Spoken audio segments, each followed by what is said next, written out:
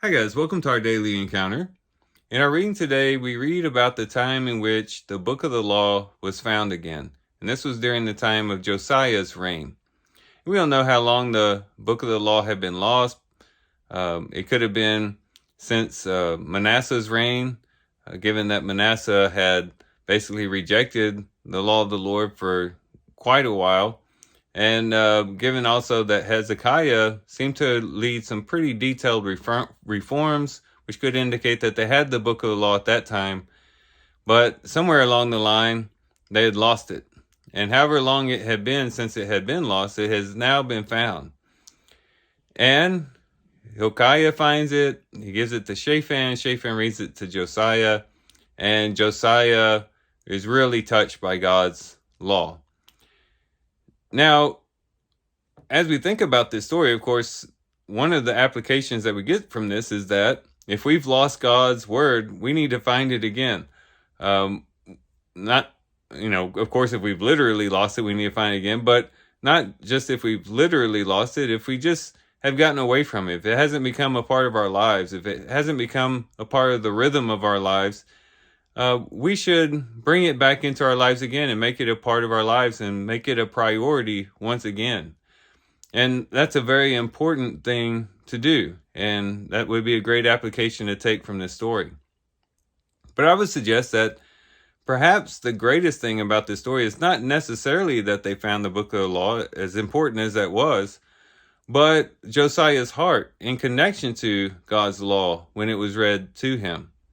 You see, had they found the book of the law and Josiah's heart was stubborn and rebellious and resistant, it probably wouldn't have done much good that they even found the book of the law to some extent, because it wouldn't have had any effect on the kingdom and upon Josiah's reign.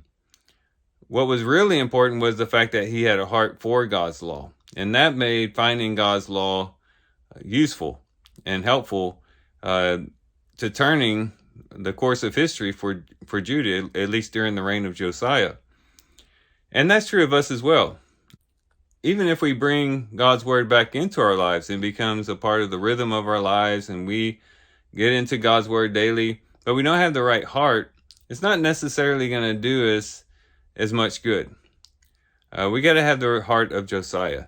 And we find in this text actually God's own assessment of Josiah's heart as he listened to his law. In verse 27, it says, "Because your heart was tender and you humbled yourself before God when you heard his words against this place and against its inhabitants, and because you humbled yourself before me, tore your clothes and wept before me, I truly have heard you, declares the Lord." So there's basically two things that can be brought out of this, and that is that his heart was tender and that he was humbled. And that's the type of attitude we should have as we contact God's word. We got to have a tender heart. Come to it with tenderness, coming to God's word, not with, a hard heart, a stiff neck, and a rebellious mind, but having a tender heart, one that is able to bend towards what God's word is teaching us. But then also a humble heart as well, to humble ourselves as we're reading God's word. We go to God's word with pride, thinking that we already have it all together and thinking that we don't really need God's word, or we look at God's word in a very condescending way. Of course, it's not going to do us as much good. But if we go to God's word and we humble ourselves by God's word and say, whatever God's word says, I'm going to submit to it.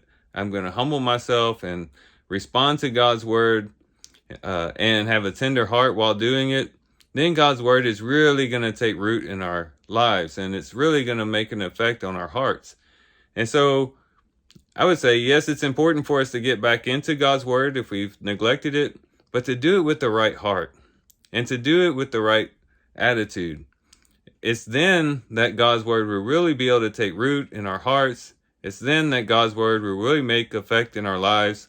And of course, that's when it will truly be pleasing to the Lord as we read his word. So these are some things we can reflect on and think about as we do our reading today. With that, guys, I do thank you for watching the video today. Hope you guys have a great day. Love you guys. God bless.